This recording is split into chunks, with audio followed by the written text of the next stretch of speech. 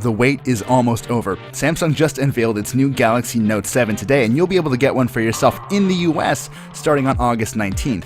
Now, it's an impressive little machine, and as usual, Samsung has built on what it learned from the Galaxy S7 and S7 Edge from earlier this year. In fact, many of the fundamentals are just identical. The Note 7 has the same 12-megapixel dual-pixel camera as the S7, so it should join them at the front of the smartphone camera pack. The US version of the Note 7 I played with also comes with a quad-core Snapdragon 820 chipset and 4GB of RAM. Also, bonus points go to Samsung for making the Note 7 IP68 water resistant like the S7's. I'm still waiting for that to become standard on all high-end smartphones. Those similarities, however, make the Note 7's differences pop that much more dramatically. Obviously, it has a bigger screen than both of the S7's. There's a 5.7-inch curved Super AMOLED display that's both lovely to look at and uses Samsung's Edge interface for accessing content and shortcuts really quickly.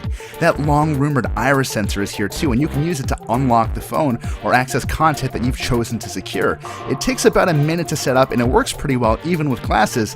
Thing is, getting my eyes lined up to unlock usually took more time than a fingerprint scan would. The Note 7 also has a 3500 mAh battery, which is actually slightly smaller than the one we got in the S7 Edge, and it comes with 64GB of storage right out of the gate. Need more? You can bring that up to 256GB just in case. And this really has to be said, the Galaxy Note 7 feels incredible. It's curved on both sides, but in a way that's ultimately more comfortable to hold than the S7 Edge.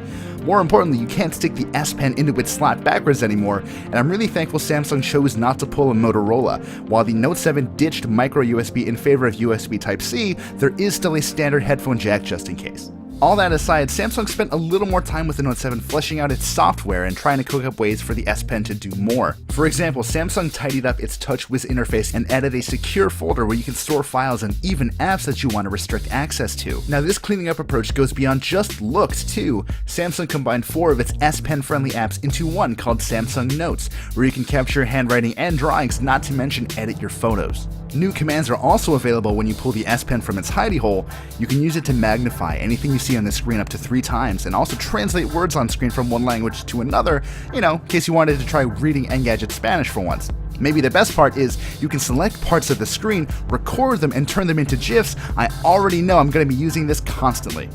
One of the Note 5's best features has been updated for the Note 7 too. You can still draw pictures or jot things down on the screen while it's off, but you can actually make them part of the always-on display in case you need to refer to them later.